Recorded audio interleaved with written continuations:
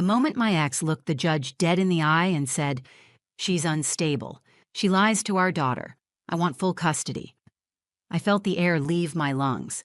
He said it so calmly, like he was stating a fact. And the judge, she looked like she believed him. I wanted to speak. I wanted to scream, cry, explain, something. But nothing came out.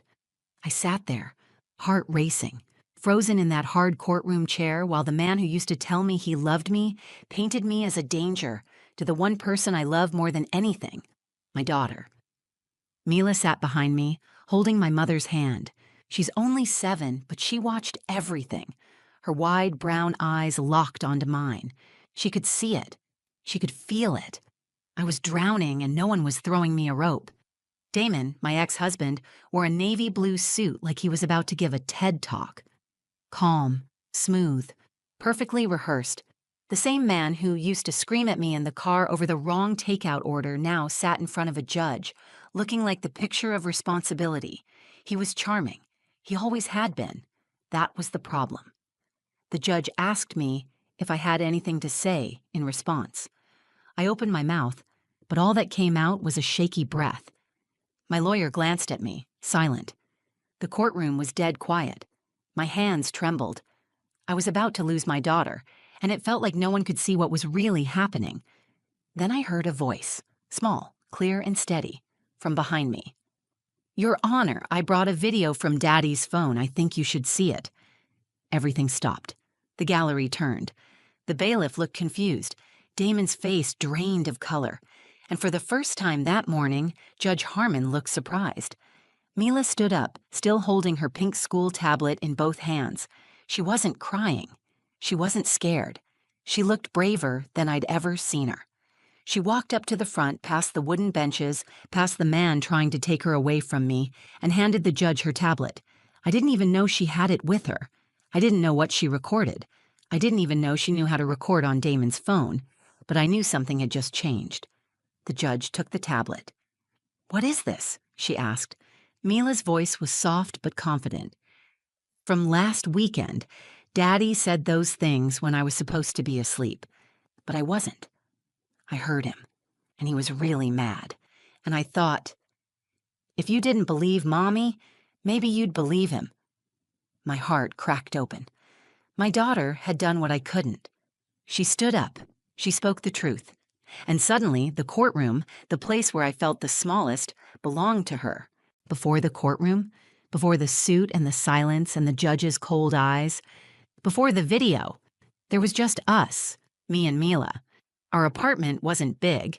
It had 2 bedrooms, 1 bathroom, and the kind of creaky floors that groaned every time you crossed them after 10 at night. But Mila didn't mind. She loved it. She called it our nest. She said the pink curtains in her room made it look like the inside of a cotton candy cloud. Most nights, she'd lie on her bed with her stuffed penguin, Pepper, and ask me to read 2 stories instead of 1. I always said yes. I worked from home as a freelance graphic designer, which paid just enough to keep us afloat. My mom, Carolyn, lived a few blocks away and helped watch Mila when I had deadlines. She's the kind of mom who doesn't always say the right thing, but always shows up. She'd bring lasagna unannounced, scrub my bathroom when I wasn't looking, and tell me, "You're doing better than you think, Aria." And for a while, I believed her. Mila was 7, smart, soft-hearted, and observant in ways that made adults uncomfortable.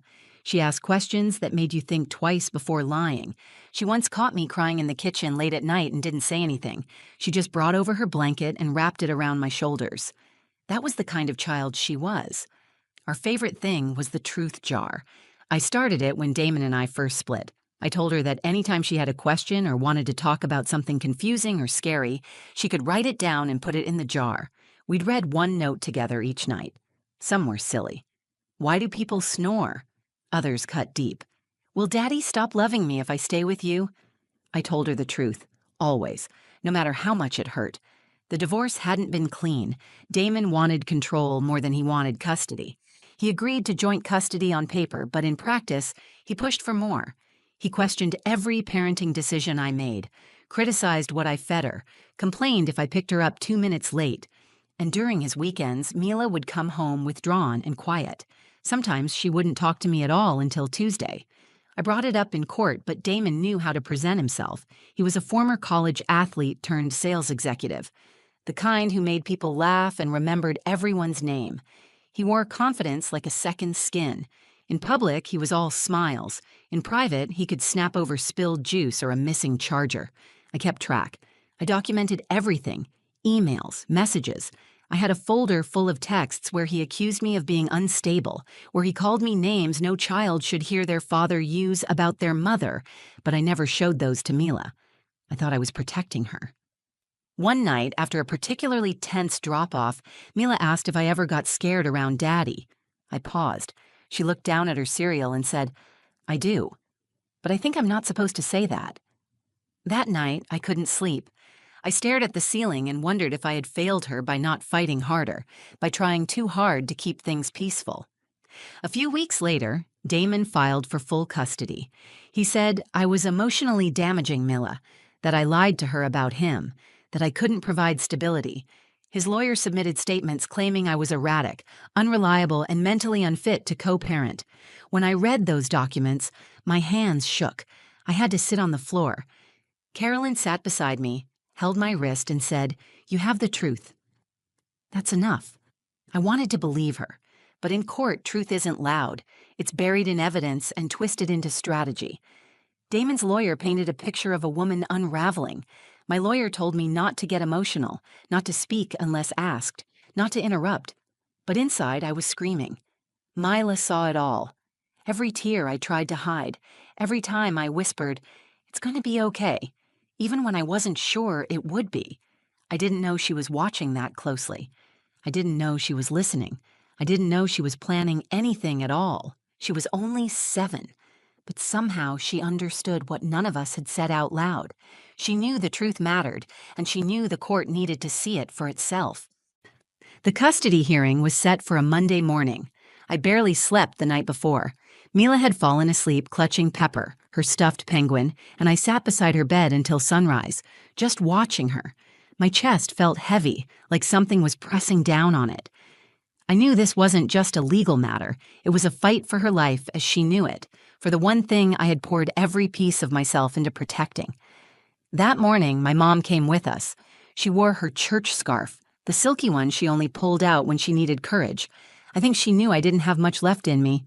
Mila wore a blue dress with sunflowers on it and packed her school tablet in her backpack like she always did. She didn't say much in the car. She just stared out the window, humming a tune I didn't recognize. When we walked into the courthouse, Damon was already there. He was wearing the same navy suit he wore to our wedding rehearsal dinner, only this time there was no warmth behind his smile, just calculation. His lawyer stood beside him, clipboard in hand, perfectly groomed, speaking in low tones that sounded rehearsed. Damon turned and looked at me, then at Mila. He smiled and waved like nothing was wrong. Mila didn't wave back. The courtroom felt like a stage, everything polished and cold. My name was on the docket, Damon's too. But the person being judged wasn't just me. It was the version of me he had created on paper. When Judge Harmon entered, the room fell into a quiet tension. She was tall, middle-aged, and didn't waste time. She looked directly at Damon's attorney and said, "You may begin." His lawyer started painting the picture immediately. He described Damon as a stable father. He brought up his consistent job, his clean home, his efforts to shield Mila from Arya's emotional unpredictability. He presented texts between Damon and me, taken completely out of context. In one, I told Damon I was overwhelmed and exhausted. He framed that as evidence of mental instability. In another, I asked him not to raise his voice around Mila. That was twisted into a claim that I was controlling and manipulative. I sat there while the person I had once shared a life with turned everything I'd ever said into ammunition. Damon added his own voice when asked. "She's not well," he said, calm and collected. "She tells our daughter I'm the bad guy. She confuses her. She makes Mila afraid of me. I don't want to take her away out of spite. I'm doing this to protect her." Protect her. That word hit me like a slap. Judge Harmon looked at me. "Ms. Lennox, do you have a response?" I opened my mouth, but nothing came out. The words were in my chest, pounding to be released, but my voice betrayed me. My heart raced. My tongue felt heavy. All I could do was look over at Mila, who sat behind me, her little legs swinging off the bench. She gave me a look I'd never forget, worried but not afraid. My attorney cleared his throat and offered a weak response about my emotional resilience and how overwhelm is a natural part of single parenting. It wasn't enough. It didn't scratch the surface of what was really happening. No one mentioned the time Damon cursed at me on the phone while Mila was in the room. No one asked why Mila started bedwetting again after his weekends. None of that made it into their version of the story. The judge nodded slightly, scribbling notes. And then Damon stood again and said, "Your Honor, I want full custody. I believe my daughter is being emotionally harmed, and I don't think shared custody is in her best interest anymore." I felt the walls closing in. My breath shortened. My hands clenched the arms of my chair. I looked at Mila again, unsure how I could protect her from what was unfolding right in front of her. That's when Mila let go of my mom's hand, stood up, and walked forward. She didn't ask for permission. She didn't hesitate. "Your Honor," she said, "I brought a video from Daddy's phone. I think you should see it." The room fell still. Damon's face went blank. My mom gasped. I turned in my seat, eyes wide. Mila stood there, holding her school tablet, shoulders square, voice steady. Judge Harmon looked at her. "Excuse me?" Mila held the tablet up a little higher. "It's from last weekend. He didn't know I was awake, but I was. I heard what he said, and I thought it might matter." No one spoke.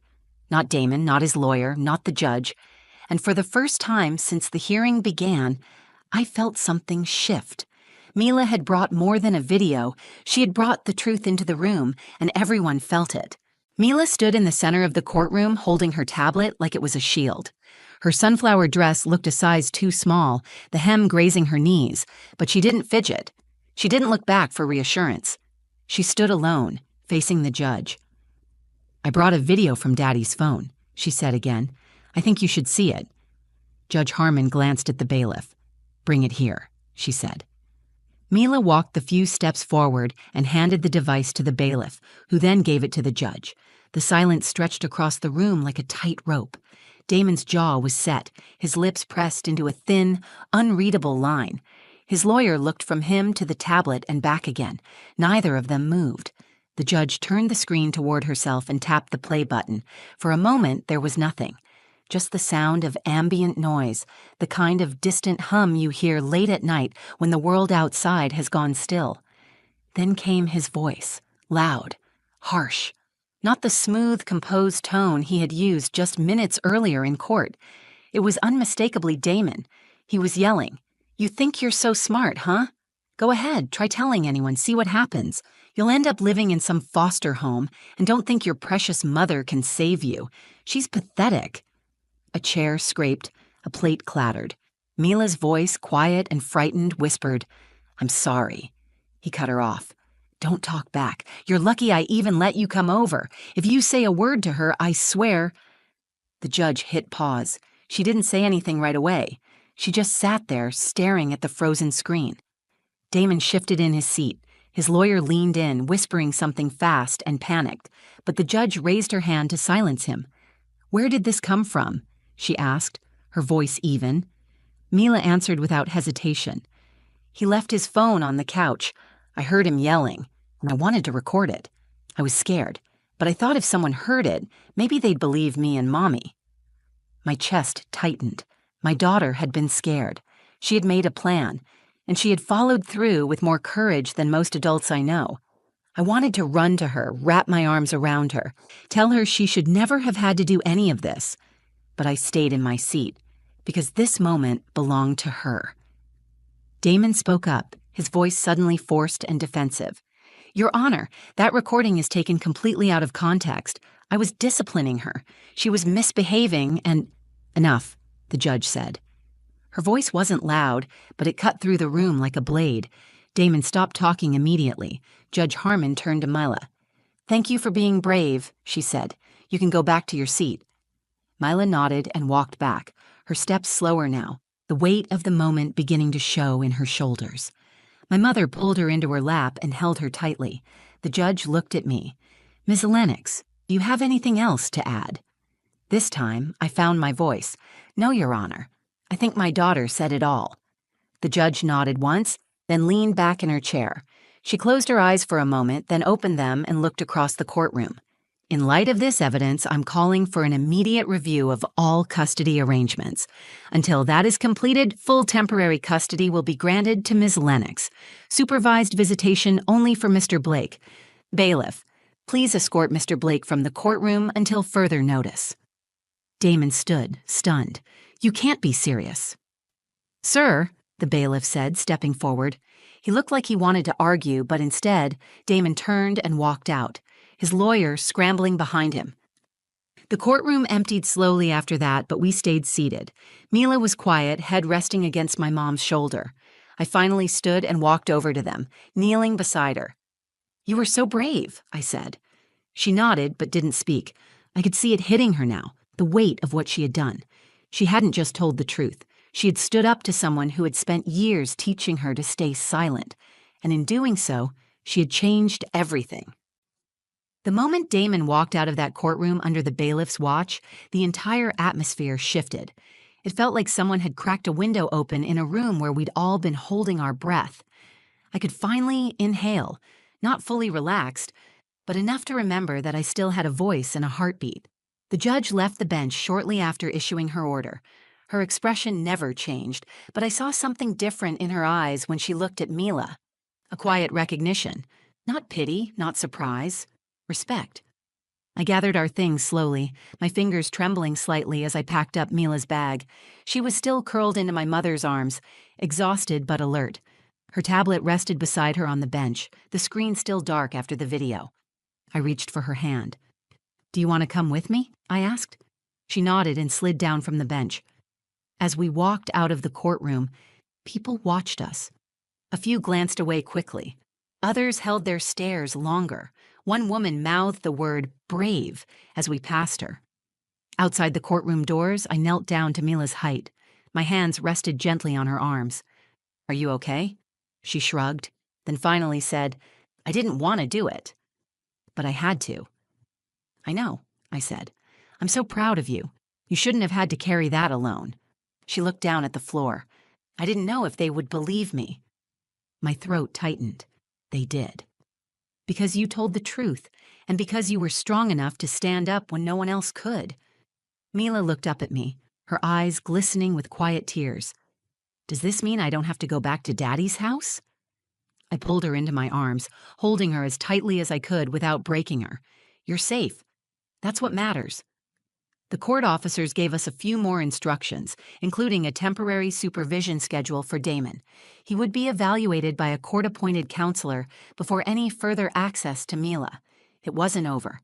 There would be more hearings, more documents, more days in courtrooms that felt like battlegrounds. But the hardest part was behind us. That afternoon, we went straight to my mom's house. I didn't want to be alone. I didn't want Mila to go back to our apartment and feel the silence that sometimes echoed too loudly in small spaces. My mom made soup, even though it was warm outside. She always made soup on emotional days. She said it gave her something to stir when everything else felt out of control. Mila sat at the kitchen table drawing a picture with crayons while I filled out more court paperwork on the couch. At one point, she walked over and handed me what she'd made. It was a picture of two hands holding a heart. Underneath, she wrote in big, uneven letters, "Truth is brave." I cried then, not the quiet, hidden kind, but the kind that comes from deep inside your chest when the pain has finally found its exit. Mila didn't say anything. She just sat beside me, leaning her head against my arm. That night, before bed, we went back to our truth jar. It had been collecting dust for a few weeks. I held it in my lap while Mila sat across from me on her bed. Do you want to go first? I asked. She shook her head and pointed to the folded note on top. I opened it and read aloud. What happens when the truth hurts people? I looked up at her. Did you write this? She nodded. Her voice was quiet. I didn't want to hurt Daddy. I just didn't want to be scared anymore. I reached across and took her hand. The truth can hurt sometimes, but silence hurts more. What you did today didn't hurt anyone. You protected yourself. You protected us. That's not wrong. She stared at the jar for a few seconds, then whispered, I think we should keep doing this. We will, I said, every night. That night, after she fell asleep, I walked into the living room and stood by the window. The streetlights flickered outside. Cars passed. Life went on. But everything inside our world had changed. Damon no longer controlled the narrative. He no longer controlled Mila's voice. And for the first time since the divorce, I felt like I could breathe deeply, knowing that I wasn't alone in this fight anymore. My daughter had stepped into a world far too heavy for her years. And she didn't just survive it, she changed it. The final custody hearing happened 4 weeks after the day Mila stood up in court. By then, everything had changed. The court-appointed counselor who interviewed Damon filed a detailed report. It outlined controlling behavior, emotional instability, and a concerning lack of empathy for Mila's well-being. He denied everything, of course, but the video spoke louder than any of his words ever could. Combined with Mila's statement, it was enough for the court to remove his unsupervised custody rights. When the judge read her final decision, I sat quietly holding my breath again. But this time, it wasn't from fear. It was from hope. Full physical and legal custody was granted to me. Damon would have strictly supervised visits twice a month at a neutral center with trained professionals. There would be no overnight stays, no more closed-door weekends, no more whispered threats. Mila's voice had shattered that illusion forever. We left the courthouse in silence that day. Mila held my hand as we walked down the long steps outside. My mother walked beside us, her purse swinging against her hip, eyes scanning the sidewalk for Damon, though we knew he wouldn't come near. He hadn't spoken to me since the first hearing. I was fine with that. Later that evening, we went to a small diner Mila loved, the one with the red booths and animal-shaped pancakes. She sat across from me and asked, "Is it over now?" I didn't lie. "It's safer now," I said. "We're not done growing through this, but we're not afraid anymore." She nodded and stirred her chocolate milk with her straw. "I'm glad I told. So am I." There are days I still replay the courtroom in my head, the way Damon's face changed when Mila spoke, the way her voice, clear and calm, carried more weight than any legal argument made that day. My daughter reminded me that strength doesn't always come from shouting louder. Sometimes it comes from being brave enough to speak when you're not sure anyone will listen. In the weeks after the final ruling, I started therapy again. Not because I was falling apart, but because I finally had space to process what I had survived. I realized I had spent so long trying to stay afloat that I never learned how to feel safe again. That would take time. But now, I had the time. Mila began drawing more. Her sketches changed. They used to be full of houses with no windows and stormy skies. Now she draws trees with roots and kids holding hands. She drew a picture of the truth jar and taped it to her bedroom wall. Every night she reminds me to check it. One night I pulled out a note that said, "Do brave people still get scared?" I smiled and told her, "Yes. They just don't let fear be the end of the story." She wrote another one a few days later. "Can kids protect grown-ups too?" I looked at her and said, "You did." I tell this story because there are women out there right now sitting in silence, wondering if the truth will ever be enough, wondering if anyone will believe them over the person who knows how to perform the right version of themselves in public. I tell this story because sometimes the truth doesn't come from a lawyer or a courtroom argument. Sometimes it comes from a child who's seen more than she should have, and who decides that staying quiet is no longer an option. I used to think being a good mother meant shielding Mila from everything hard and painful. Now I know it means standing beside her through it, teaching her to tell the truth, letting her see me cry, then showing her what it looks like to get back up. We still have our hard days, but they don't define us. We are not the scared versions of ourselves that Damon tried to trap us in. We are loud when we need to be. We are quiet when we choose to be. And we are free. Mila saved us both that day. She didn't just bring the truth into that courtroom. She brought the light. And for the first time in years, I didn't feel like I was losing her. I felt like I was meeting her for the first time. If you're still here, thank you for listening. This wasn't an easy story to tell, but I believe stories like this need to be told, because somewhere out there, another mother is sitting in silence, thinking no one will believe her, and maybe she just needed to hear this. If this story moved you, please like the video, share it with someone who needs it, and leave a comment. I read them, and they mean more than you know. And if you want to hear more real stories, raw, honest, and full of heart, subscribe to the channel and turn on notifications. There's more to come. Thanks again for being here. Stay brave, stay kind, and never forget that the truth matters. They called my daughter the dumb kid of the divorcee. Loud enough for her to hear it, loud enough for me to hear it. The judges walked past her science fair project like it didn't even exist. One of them smirked. Another one whispered something to a colleague and they both laughed. I stood there, holding my breath, fighting back tears and rage, wondering how much more my little girl could take before she crumbled. Her name is Lena. She's 11. She built something with her own hands, something she was proud of. She had spent weeks digging through old electronics, salvaging wires, testing circuits, and reading science blogs way beyond her grade level. And when she showed up to that gym, holding her head up even after all the whispers, I thought maybe, just maybe, someone would see her. They didn't. Not until a man walked in. He wasn't part of the school. He wasn't wearing a judge's badge. But he stopped at her booth. He asked her questions. He listened. Then he looked at me, dead serious, and said, "This needs to be patented." That's when everything changed. My name is Kayla Martinez, and for the past 5 years, it's just been me and my daughter, Lena. We live in a small town in Pennsylvania, the kind of town where people still leave notes on neighbors' doorsteps when your grass gets too long, and where your reputation sticks like gum under a desk. Everyone knows everyone. And if you mess up, even once, they remember it forever. I married young, fresh out of high school. My ex-husband Tom was charming, funny, and completely unprepared for the reality of fatherhood.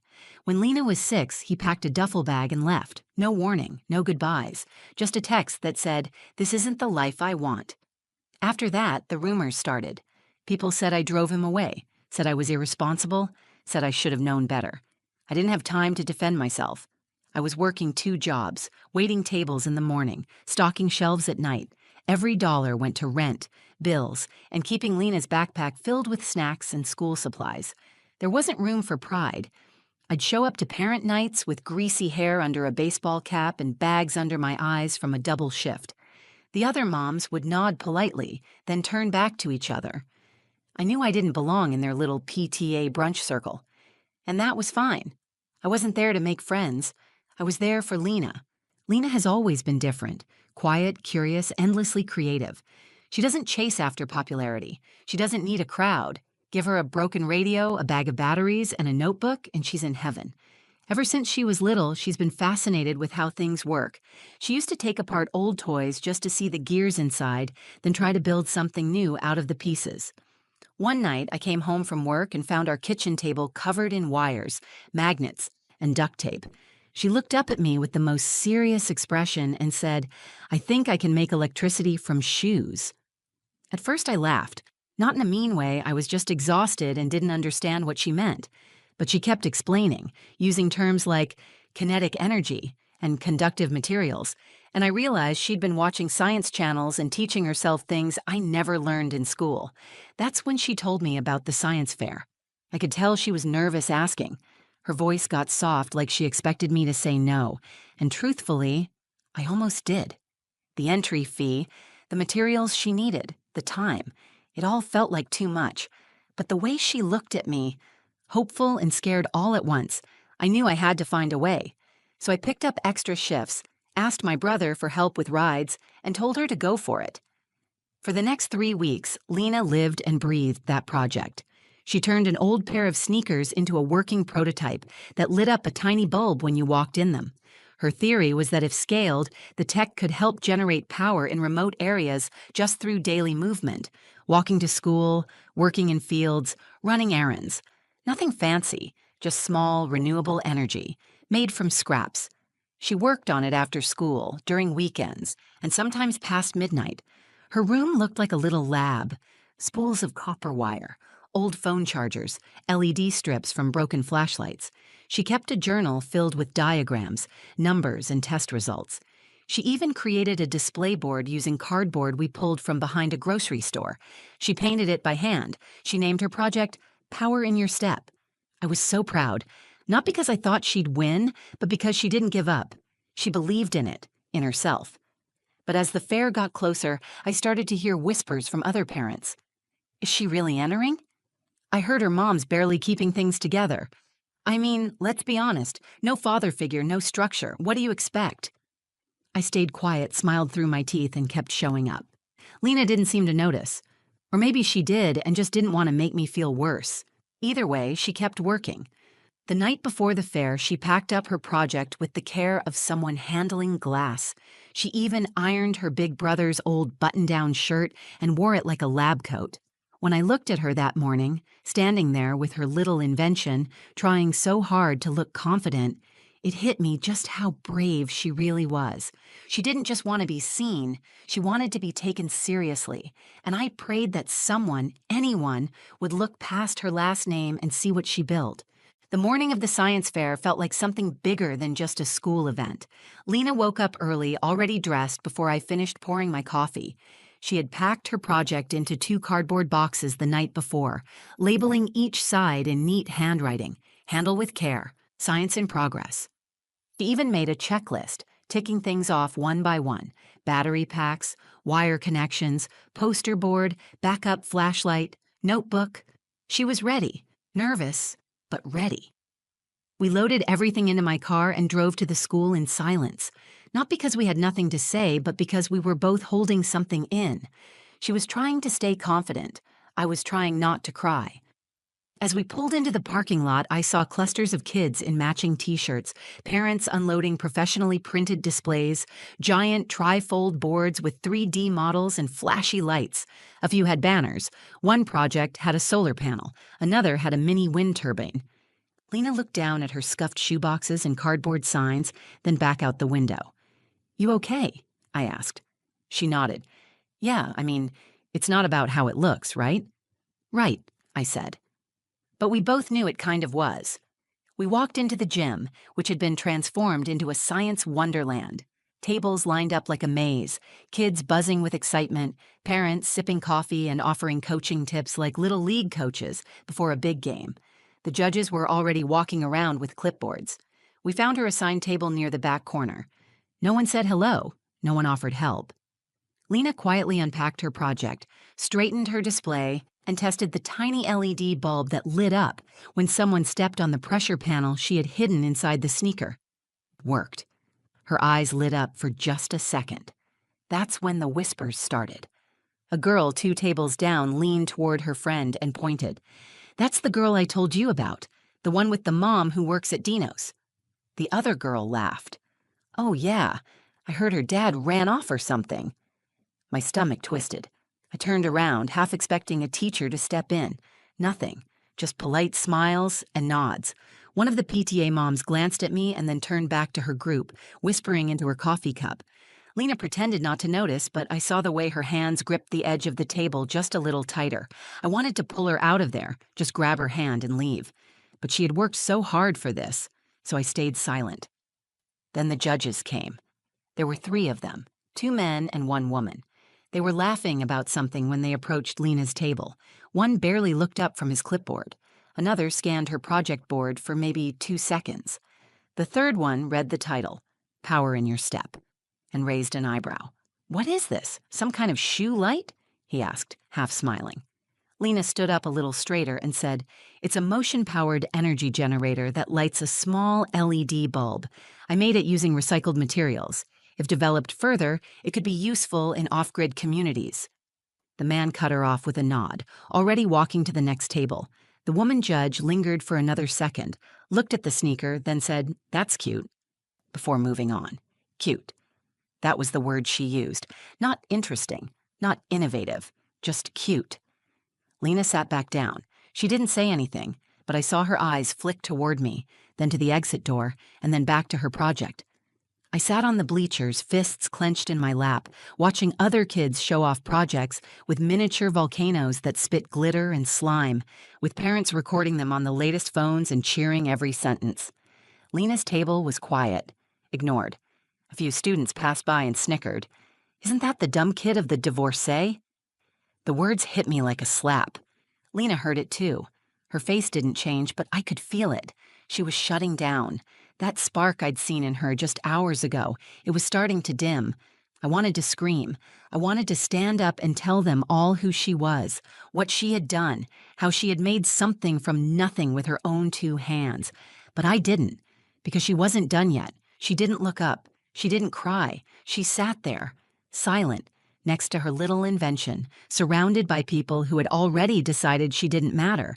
And still, she didn't give up. Not yet. I was sitting on the bleachers, gripping the edge of the seat so tightly my fingers had gone numb. My heart was pounding. My face was hot.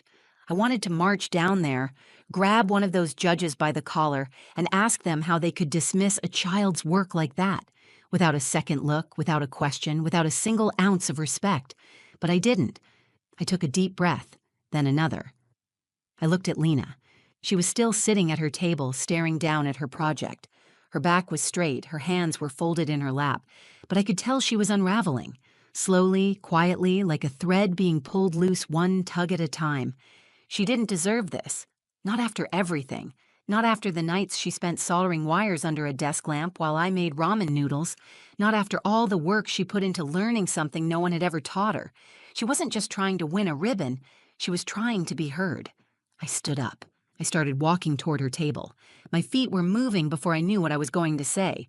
Part of me wanted to pull her out of that gym right then and there. Tell her we didn't need their approval, that she was too good for their tiny-minded judgments, that their opinions meant nothing. But then I saw her face. She was talking to a boy who had wandered over from another row. She was explaining how the project worked, showing him the pressure panel and how stepping on it sent energy through copper coils to light the bulb. Her voice was soft, but she was speaking. Her eyes were focused. Her hands moved with confidence. She was still trying. I stopped walking. That's when it hit me. I didn't need to save her. She didn't need me to fight this battle for her. She needed me to believe in her, to show her that her worth wasn't tied to their recognition. So instead of stepping in, I crouched beside her table, rested my hand on her knee, and whispered, "I'm proud of you. I don't care if they give you a ribbon or not. What you've built here, this matters. Don't forget that." She looked at me and blinked hard, her mouth slightly open like she didn't know what to say.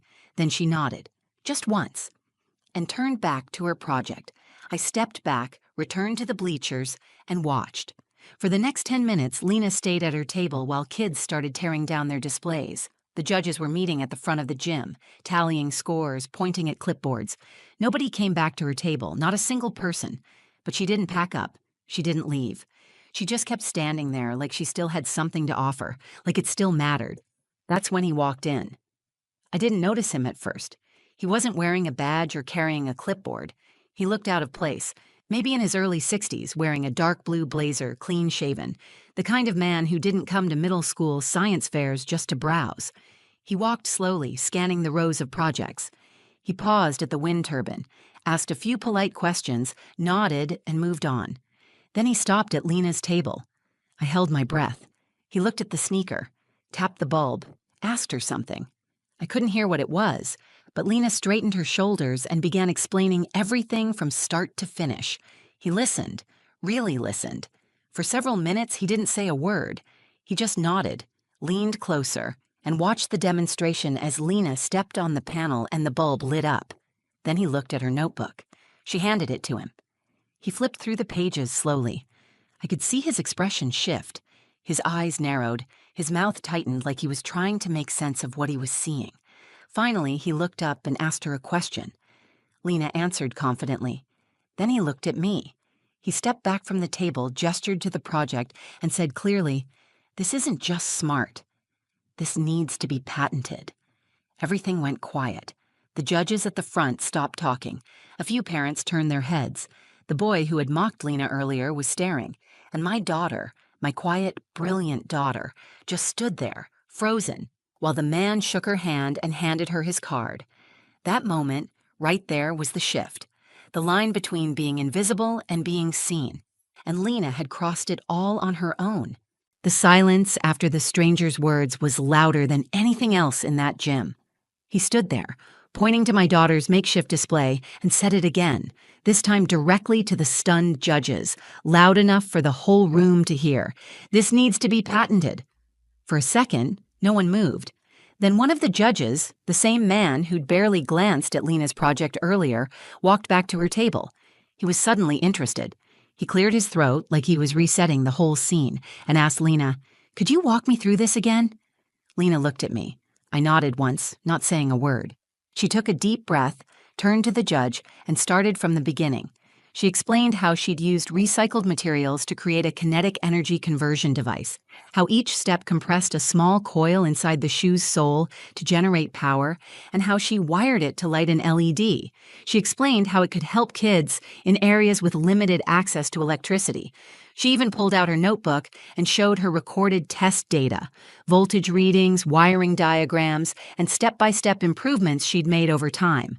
The judge leaned in, eyes wide now. "You did this by yourself?" he asked. Lena nodded. "Mostly. My mom helped me find parts, but I built it." The woman judge, who had called the project cute earlier, came over next. This time, she asked real questions. She examined the shoe, took notes, even smiled once. Then came the questions from the parents. "What do you mean this could power homes? How long does the light stay on? Where did you learn how to build something like this?" It was surreal. People who hadn't said a word to her all day were now hovering around her table, leaning in like she was the center of the universe. I watched it unfold like a dream, like everything had been flipped upside down in the space of 5 minutes. The stranger stood nearby, arms crossed, a quiet pride in his face like he already knew what was going to happen. I finally walked over and asked him who he was. He smiled and said, "Dr. Ethan Caldwell. I teach mechanical engineering at MIT. I'm in town visiting my niece." Of course he was. He told me he'd come to the fair just to support her, but Lena's project caught his eye immediately. He'd never seen a child that age apply real-world engineering principles so effectively, especially using salvaged materials. "This isn't just a cute school project," he said. "It's a prototype with serious potential." I nearly burst into tears right there. He handed me his card and said he wanted to connect us with a nonprofit that helped young inventors file patents and get mentorship in STEM fields. "She needs guidance," he said. "The right support could take this far." Lena was glowing. Not just smiling, glowing. It was the first time I'd ever seen her stand like that, tall and grounded, with a kind of confidence that can only come from being truly seen. Kids who had laughed at her earlier were now silent. The ones who called her names were watching her like she was someone else entirely. The awards ceremony was brief. They gave her a special recognition in innovation ribbon, something they probably made up on the spot. She didn't win first place, but it didn't matter, not to her, not to me. As the gym started to empty, one of the teachers came over and patted her shoulder. "I didn't know you had this in you, Lena," she said. "I wanted to say she always had it in her. You just didn't bother to look." Back at home that night, Lena placed the ribbon on our refrigerator door with a single piece of tape. Then she went to her room, took apart the prototype, and started sketching improvements. She didn't care about praise. She was already thinking about what came next. And me? I sat at the kitchen table holding Dr. Caldwell's card, thinking about how close we came to missing that moment. If he hadn't walked in, if Lena had given up, if I had pulled her out, it all could have ended before it began. But she stayed. She stood her ground, and when someone finally looked, really looked, they saw what I'd known all along. My daughter wasn't the dumb kid of the divorcee. She was a genius waiting to be noticed. It's been 7 months since the science fair, 7 months since that gymnasium, since the ribbon, since the moment everything shifted. Sometimes I still think about how close we came to walking away unnoticed. All it would have taken was one more snub, one more sideways comment, and Lena might have packed up her project and left thinking she had failed, that she wasn't smart enough, that her ideas didn't matter. And if that had happened, I honestly don't know how long it would have taken her to try again. But that's not what happened. What happened is this. She got seen, not for who they thought she was, the quiet kid with the waitress mom and a missing dad, but for who she actually was, a thinker, a builder, a problem solver. After the fair, Dr. Caldwell kept his word. He connected us with an organization that helps young inventors navigate the early patent process. A few weeks later, Lena and I were sitting in a video meeting with engineers and legal experts from across the country. They treated her like she belonged there, because she did. They walked her through filing a provisional patent for her Power in Your Step design. Lena asked questions about voltage regulations, sustainable materials, and battery alternatives.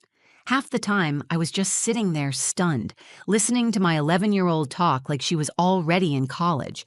They also assigned her a mentor, Amira, a software engineer who grew up in a small rural town just like ours. She told Lena, "You're not an exception. There are more kids like you. You just got brave at the right time." That line stuck with me, because it's true. Lena didn't wait for permission to build something. She didn't wait until someone told her she was qualified or smart enough. She just started. She followed her curiosity and worked with what she had: broken parts, scraps, and stubborn determination. Now she's part of a Junior Innovators program. Every Saturday morning, while most kids her age are sleeping in or scrolling through their phones, Lena's at the library with her laptop, sketching ideas for an upgraded design that could generate more voltage with fewer steps. She's researching how her invention could be used in refugee camps or during disaster relief efforts where power is scarce. She's thinking beyond our little town, beyond her own story. As for school, things are different. The same teachers who used to dismiss her now ask if she'll speak to the younger grades about STEM. The girl who called her the dumb kid of the divorcee hasn't said another word since the local paper ran a story about her invention. Lena didn't gloat. She didn't change who she was. She just smiled, nodded, and went right back to work. And me? I've changed too. I used to carry so much guilt about the divorce, about working too much, about not giving Lena the normal life other kids seem to have. I felt like I was always falling short, like no matter how hard I worked, I was always 2 steps behind. But that day at the science fair taught me something I'll never forget. I don't have to fight every battle for my daughter. I don't have to shield her from every insult or prove her worth to people who've already made up their minds. What I do have to do, what I get to do, is show up, believe in her, let her rise even when it's painful to watch, even when the world tries to tell her who she is. Because here's the truth. People will try to define your child by your past, by your mistakes, by your last name or where you work or what your family looks like. Let them talk. Let them whisper. Then teach your child how to speak with their work. That's what Lena did, and I'll never stop being in awe of her for it. So if you're watching this and you've got a kid who doesn't quite fit the mold, who's quiet or awkward or messy or misunderstood, don't panic. Don't try to make them blend in. Watch what lights them up. Invest in that. Believe in that. Because one day, someone else will walk in, see what they've built, and say, "This needs to be patented." And when that day comes, you'll be so damn proud you didn't let the world tell them who they were. You let them show the world instead. If this story meant something to you, if you've ever felt overlooked, underestimated, or just needed someone to believe in you, please take a second to like this video. It helps more than you know. Share it with someone who needs a reminder that where you come from doesn't define where you're going. And I'd love to hear from you. Drop a comment below. Tell me about a time you or your child proved someone wrong, or a moment when someone saw potential in you that you didn't even see yet. I read everyone. And if you want more true stories that lift you up, make you cry, or just remind you that resilience is real, subscribe to the channel and turn on the notifications so you don't miss what's coming next. Thanks for being here. I'm grateful for you. We'll see you in the next story.